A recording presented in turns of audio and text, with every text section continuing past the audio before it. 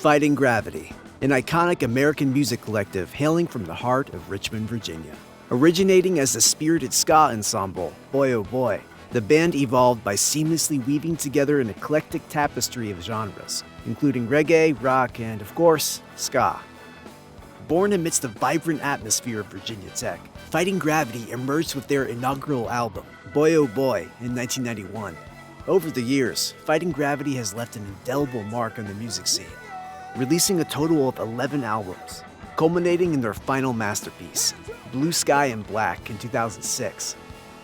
I'm David Triano. I play guitar for Fighting Gravity, since a long time ago, 85 probably, 85. We started practicing, 86 was our first gig, and then, just been hanging out since.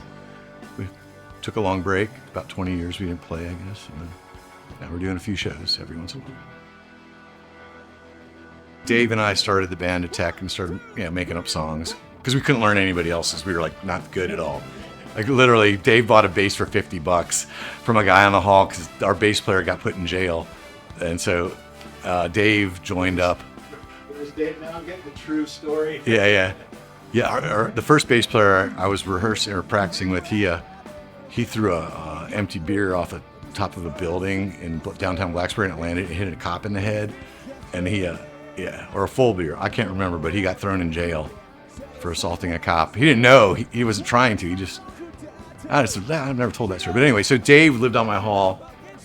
We got him a bass, and we pretty much learned how to play music together. Neither of us knew what we were doing. After a few years at Tech, we were like, we're going to move to Richmond and we're going to hit the big time, So we all dropped out of school and moved to Richmond, and our parents were freaking out, But we're like, but we're going to work really hard. And they're like, you're going to work really hard? Yeah, we're going to hang up flyers on telephone poles, sold my car, bought a UPS truck and a PA, we just, living the dream. But instead of hitting the big time, we had time on our hands. So we actually finished up college at VCU. I met Chris, and I met Shivani, and James was in another band. Oh my gosh, Shivani, I met him at a Sam Goody's record store.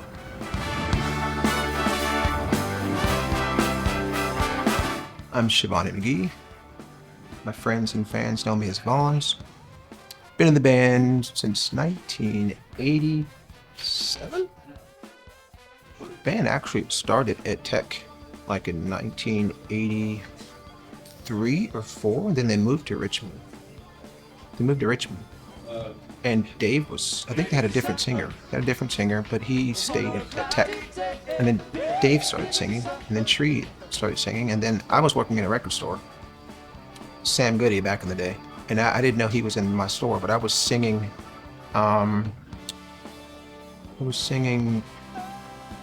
Generals and Majors, I was singing that song, and I was singing it loud. It's like no one was in the stores first thing in the morning.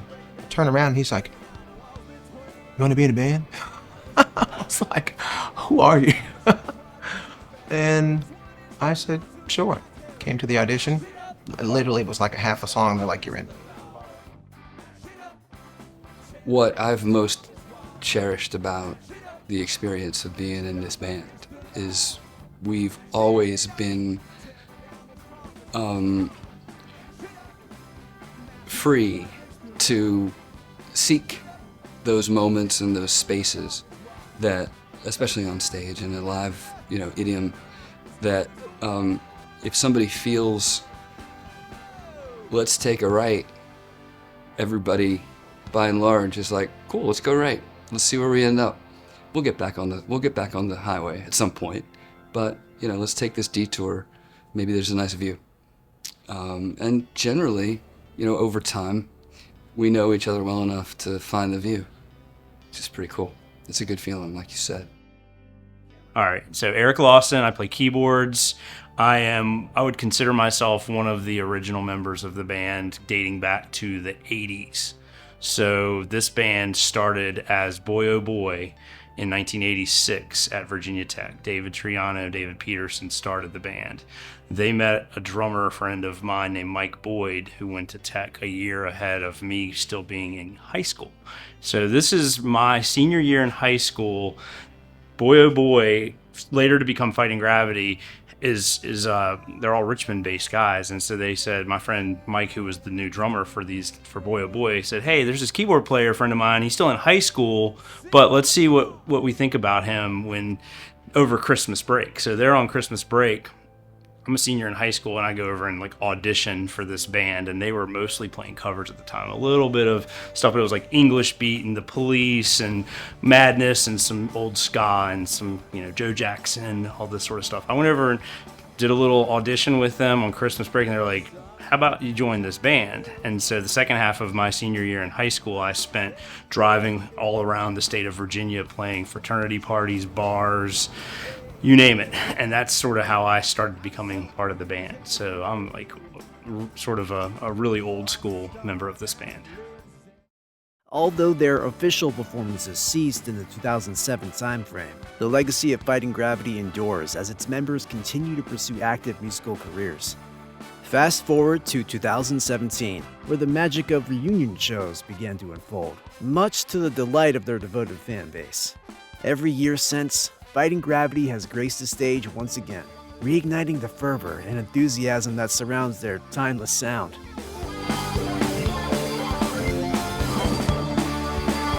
My name's Robert Alderman, better known as Bobby.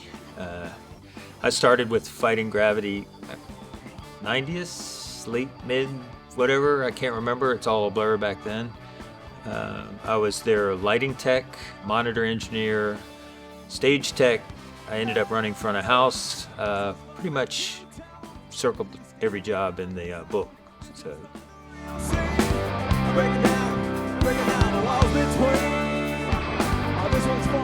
I became involved with Fighting Gravity through a really good friend of mine, David Bell. He was running sound for him. He'd left a band that we were both working for, and I became their front of house engineer, and David left to work with Fighting Gravity.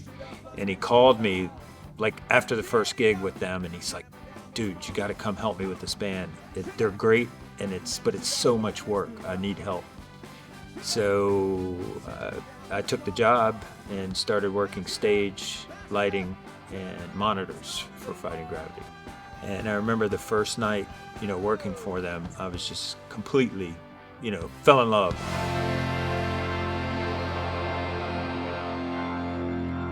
They put the show into it. They weren't just standing up there running through the numbers. I mean, they danced, they jumped, the lighting, their production. They were serious about the sound. They really cared about their performance. My name is Doug Arbel, and I am currently the sound engineer for Fighting Gravity, and I've been working with the band since 1998, which I had to look up today because I'd forgotten about it. 1, 2, 1, 2, 3, go!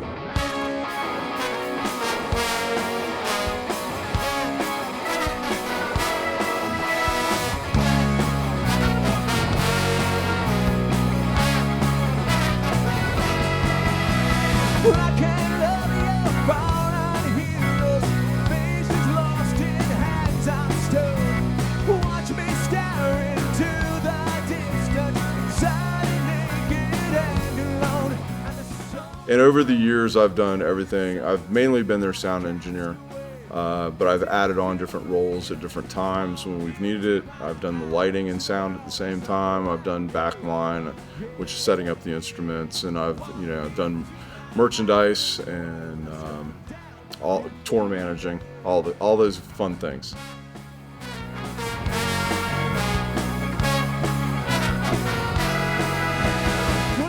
Luckily, I've been the one that's kind of stuck on, and some of the other guys before me did the same thing, like Bobby Alderman and Dave Bell, where you kind of pick up and do everything to make the shows happen. I first became involved with Fighting Gravity. I was working for a sound company, And here in Norfolk, I was running sound for some bands at a festival, and their manager at the time had just walked up to me out of the blue and said, "Hey, you ever thought about going on tour with the band?" I was like, "No, kinda, maybe, I don't know. What do you got?" And he told me about this band, Fighting Gravity, which I had heard of. I was in and out of the area a lot at that time, and he told me, new record coming out, release on Mercury, blah, blah, blah, blah. Why don't you guys, when you want to give it a try? And I was like, sure. And he's like, so we set up 3 dates. I did a little mini 3-date weekend tour with them in July of, I guess, 98. But, in October I can start. And he's like, cool, we'll do that. And the first call I got in October was, hey, we're opening for Aerosmith at Nissan Pavilion in DC. I don't think they can hear you backstage. Come on, are you ready? 1, 2, 3, 4.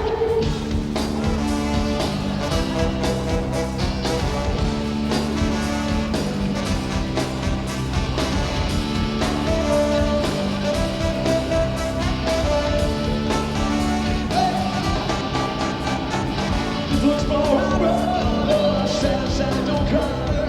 This one's for our sisters in the spirit of justice.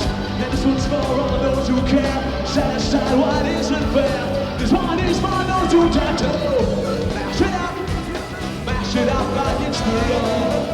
Mash it up, tear down the strongest wall. Mash it up against the wall.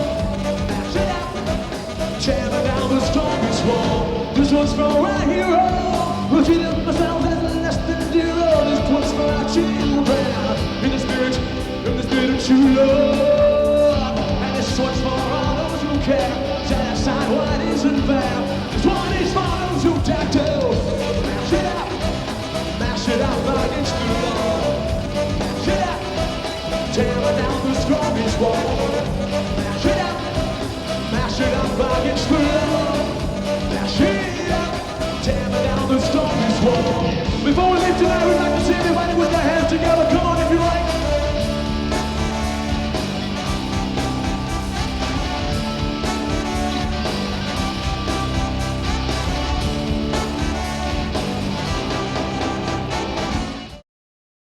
It happened real quickly. I think it almost caught us off guard because we were like, oh, wow. The next thing you know, we're in Killington. And then we're in Nantucket. And then we're in just all the beaches in the summer and all the ski resorts in the winter. And those people that were at Jersey Shore were now in Killington, Vermont. And so it just kind of, it's just loyal. People flew down today for this show from Boston and Jersey. And, I hung out with some of them last night.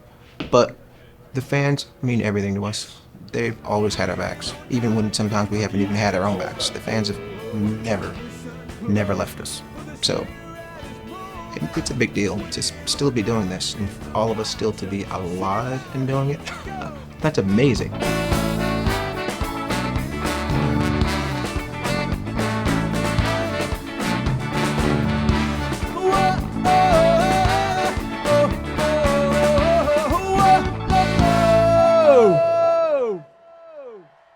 A couple years ago, our drummer Mike Boyd, he forwarded me a message from a guy that lived in like Finland or Norway, somewhere up near the Arctic Circle. And the guy had just asked if he could get some Fighting Gravity stickers. He loved the band. He had an internet radio station. So Mike just forwarded it to me. So I got in touch with him, and he said that he was dropped off when he was an infant. He was so physically deformed. When he was an infant, he was dropped off at like an orphanage, and he had been there. He was in like his 20s now. He had been there all his life, government facility, and there was another kid, his best friend was dropped off also when he was young. They started this internet radio station, and they found Fighting Gravity, and we, by some miracle, were their favorite band. And I was like, oh my gosh, it's like, we'll send you everything we have, I'll send you my house, I'll send you, I was like, here's a bunch of CDs, shirts. We sent them this huge care package. And I told Dave Peterson, I said, if this is the only reason we ever started playing music was for these two guys, they were wheelchair bound. There was no hope. They said there was no hope they would ever leave this place. But music was the one thing that got them through life. And for some odd reason, our music was what they loved. Music is my entire background. I went to VCU for vocals and music. You know, I never knew that this music would get us around the planet. You know, not once, not twice. Who knew that back in 1987 that we would be in Singapore? Who knew we would be in Central America? Who knew that we would be in almost all the 50 states? So it's just an awesome thread to have, you know, having a musical background. My parents were singers. You know, I have a big family. When we get together, it's all music, all the time. It is very healing, you know, very healing. I love different types of music. I love Bach to rock. You know, I love it all. Just depends on what mood I'm in, you know. So it's one of the first things I do when I wake up. Click. I put the music on and it gets me into my day. You know, I turn the TVs off, sometimes the lights, but there's always something in the background going on musically. So yeah, it's helped heal personally, you know. We've all gone through our nonsense. We've all gone through some stuff. You know, divorce, relationships, split up. But guess what's always there? Music's always there. It's always there. They leave, music stays. The music has all kinds of healing powers. It never lets you down. Ever. Boy Oh Boy started to become a pretty big deal around about 92, 93. It's when we were starting to play 15, 20 nights a month, and we had been recording we'd done several different individual releases. And so we had some momentum, we had a lot of fans, and we would travel up and down the East Coast. Well, we were a big enough deal that somebody gave us some legal advice that said, if you're going to be like trying to really market yourself, you might want to do some research on the name Boy Oh Boy and find out if it's been trademarked, is it available, and so forth. And this is in the days pre-internet, so you couldn't go Google search Boy Oh Boy to find out where it existed. You had to have a law firm do a trademark search. So we did that. It took like 30 to 60 days because they have to manually go out and comb all these records. Well, so turns out and then they come back and they say, hey, here's the results of our trademark search on the name Boy Oh Boy. And they say exact match versus close match versus sort of similar, and then there's the level of risk of trying to use the name. There was also a Boy Oh Boy recording studio in Detroit, Michigan, and they had been incorporated and owned the name Boy Oh Boy since the 60s. And so that was close enough. And so our attorney said, hey, recording studio, band, do you want to check into this? Do you want to see if they will let you have the name for a certain amount of money? And we were like, how much money do you think that might be? And it was like, probably tens of thousands of dollars. So we're like, all right, do we want to pay money to try to buy this name from another place, or do we need to start over and start with, find a new name for the band? So that's when we said, let's not spend money on the name Boy Oh Boy. We're not married to it. A lot of people knew the name, but we just decided to kind of let it go. And then we spent months trying to think of a new name. We had all this different brainstorming sessions. We could never really do it. And one day somebody in the band said, trying to find a name for this band is like fighting gravity. It's near impossible. And we're like, wait, fighting gravity? Wait, that sounds pretty cool. So that's how the name came about. I think the gift of it is when you find yourself with a milieu to express it and an audience to receive it. And that, the thing that makes me very thankful about being here now with the opportunity to look back at what we did with some time, to give it some context, is that we were able to, in some fashion, we were given an audience. I guess some people could consider that an entitlement, but I've always looked at it as a tremendous gift, that there are those who would wish to spend time experiencing what we've created. And having that remain, I never would have thought that, we'd be able to come out and have and play the music that we wrote and have it still be meaningful to people in a certain way, and that's really been really powerful. What set Fighting Gravity apart from other ska bands at the time? It was definitely performance. I mean, they owned it. They moved around the stage. Shivani, danced his ass off every night. He put on a show. The whole band did. Every single one of them. Nobody sat still. The horn players ran around the stage. Eric's keyboard antics, rolling around, lifting his board. He actually, during the time that I was with him, he built a couple different keyboard rigs, and he evolved with the keyboard rig. And then the horn players were always on wireless. They never sat still. David and David both jumped, it seemed as high as they could jump. They were into it, completely into it, their performance. There's so many stories. It's like, how do you draw back that many years of every night? I mean, we were doing 220 to 230 dates a year. We were driving around in the bus. I mean, it started out, David Bell and I were in an Isuzu box truck traveling, and we would go set up and the band would meet us there. And they had a Dodge van at the time. And then we finally got the tour bus, and when the tour bus came along, Barney, Dave left the band and I became front of house engineer, and we stored all our equipment in the bus and traveled around.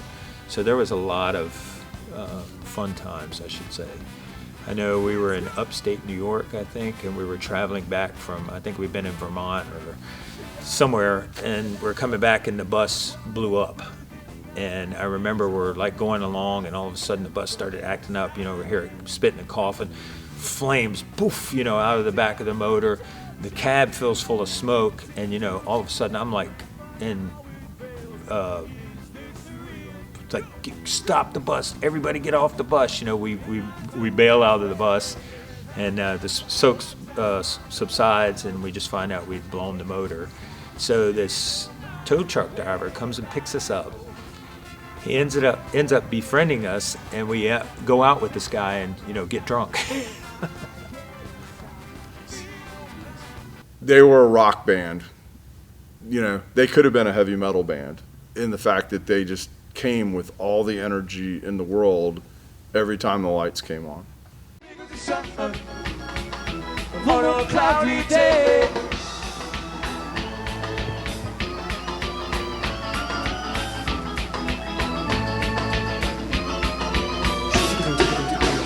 the simple and hard to find, especially when she blows your mind. The rainy time is hard to write, the only thing that you can say is saying goodbye.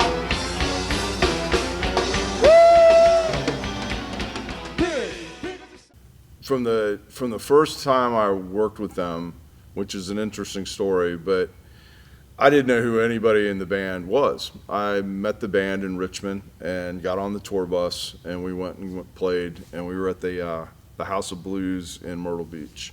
And we were the second band on the bill or something, but the doors were opening and we hadn't sound checked yet.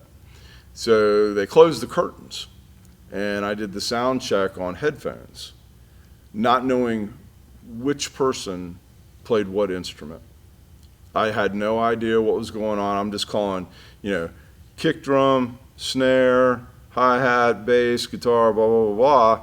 And then they came out and started playing, and I finally saw who did what, which was fun. That was different. That was a different thing for me. But what impressed me the most was how they hit the stage. They were ready to go, and everybody in that audience was going to listen to them. And they made their presence known everywhere they played. And that, as from that day, and I'm sure the days before that when I wasn't there, to today, they hit the stage, everybody knows Fighting Gravity's here, and they're going to, kick, butt,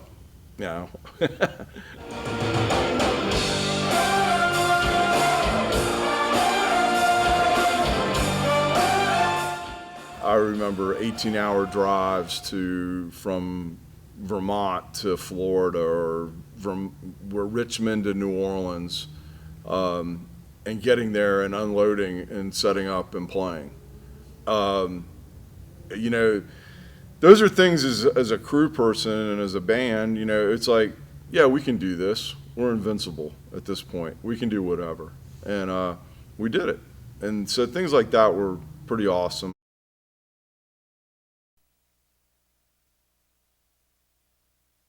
Do you want your freedom? Come on. Do you want your freedom?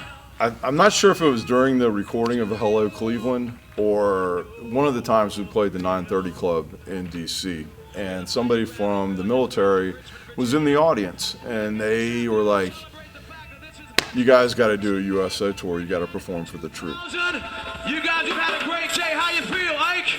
Eisenhower, how you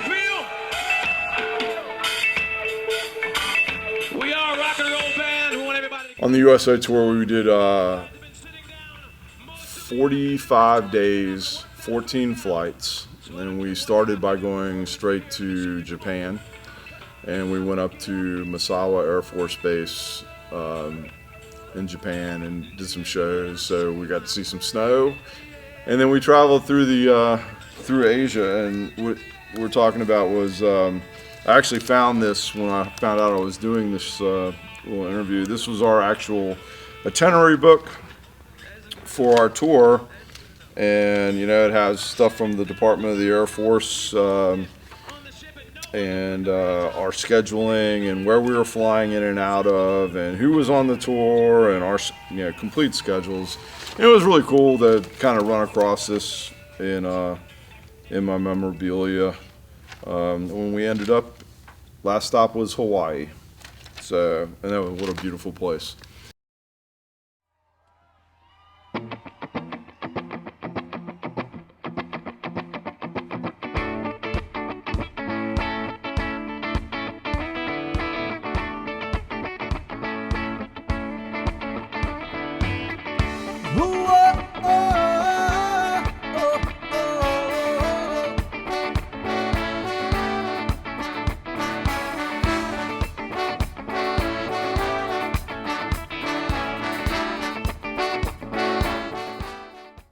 Look out in the crowd and most everyone's singing the words. So there's a bit of, wrote some darn good songs, played enough times and traveled around to develop that fan following, and then it's awesome to come back after. I mean, we started doing these reunion shows, I don't know, about 6 or 7 years ago maybe, but there had been easily a decade of hiatus. Like the band was sort of not doing anything for about a decade, and then we did a small show and we're like, wait, this has something going on, and now it's like crazy. Everyone's like, when are you playing again? When are you going on tour? And at the moment we're just doing an occasional, maybe a couple or 3 shows a year, but all those fans come out, they'll travel. I was talking to Shivani, who you were just talking to a little earlier, and he's like, so-and-so flew from Vegas into somewhere up north and drove down here, and there's like these groups of people from all over that love the band, know the band's music, and will like come to see us wherever we're playing. It's awesome. We will not be forgotten. We will not be forgotten. No. Listen close to the Spirit's moving. We can say no and get on with our lives, but the music will always be out there, and fans are always going to come to a show. If they hear that there's a show, they're just going to come. Especially in the Richmond area, because it's memories for them. They bring their kids now, and they can all share in the party together. So it's just cool to see the same people that used to come back in the day stand in the same spot. I know if I look over here, I already know who I'm going to see. If I look over there, I already know who I'm going to see, and they have their child with them, and their family. So it's really cool. It's a really cool connection, Yeah. It's just we're You were back there. I mean, family. I mean, our whole road crew back in the day are here. You know, they just step up. They just show up, and it means a lot. You know, and we're all just here doing it. It's going to be a circus on that stage side. We're just going to be running around. It's going to be fun. Help me out. We will not be forgotten. No. Listen close, for the spirit is moving. We will not be forgotten. Sing it loud. Go.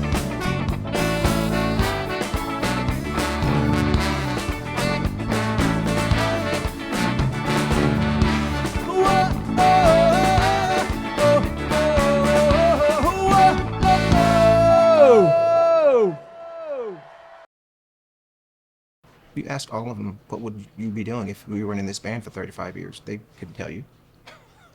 I can't tell you. Because I've only done music, you know? So it just gives us all life, you know? The crowd just lights up. We light up, you know? It's just a lot of fun. The rehearsals have been just fun, you know? Just the dumb stories from the road, the craziness, you know? Half the stuff, I was gone. I was around for a lot of the nonsense because I was gone. So to get back to the bus and to hear some of the craziness that happened the night before, I was like, and most of the time I was the one driving the bus to the next show because I wanted to get there alive. So yes, I drove that big tour bus to Nantucket and to Boston and to New York just because I'm just a night owl. And it is what it is. It's part of the experience, you know? Driving a big tour bus down the Jersey Parkway. It's crazy. So yeah, it's just memories and just so many memories, so much fun. You know, I told the guys I'll hang in there. I'll hang in there, but I need to have a reason to keep doing this. This is the reason.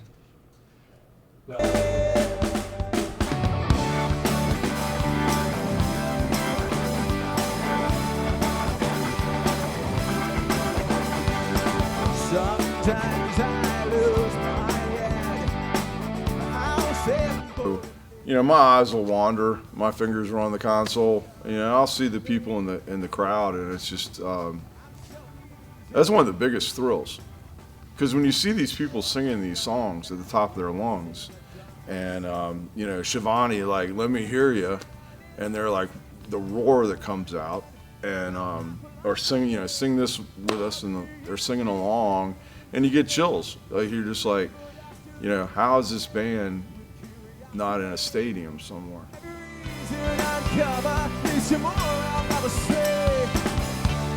I fall down again. I'm still breathing. I'm still breathing. The world spins around again, but I'm still breathing. I'm still breathing. My eyes are open wide. Right here, I've been playing now music since playing live rock band music for like 40 years or something like that. And every time I do it, it is an escape from reality. It is this thing that just takes me away from the day-to-day. And if you've had a rough week or something isn't going great, go play music and you forget about it all. And there's something about being on a stage, particularly in a band like Fighting Gravity, where you're playing original music. It's been the soundtrack of my life. Like, these songs, I have been playing these songs like 30 plus years, and the audience has been listening to and knows the words, and it's something very much takes you right away, and it is therapeutic and it is a nice escape. So I can completely vibe with what you're talking about music as healing. I fall down again. I'm still breathing. I'm still breathing. Rehearsals are so much fun because we just, you know, we're with our best friends. We hit it off great. I think we've realized over the years too how much each of us meant to each other. You know, just no matter what. Please help us out. I think where it goes is we just tell our family that we're having rehearsal, and everyone comes to my house, and we don't really rehearse. We'll just come over and have a pizza party and have a few drinks together.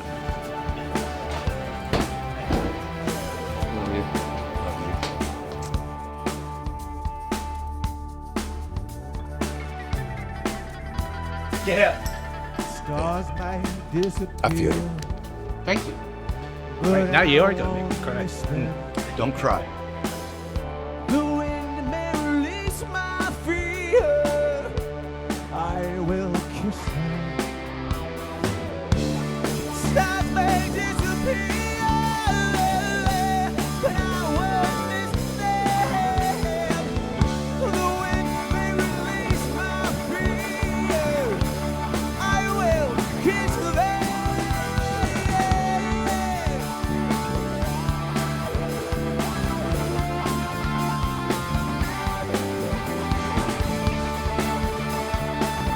We've missed you, Richard. We've missed you. Let's go.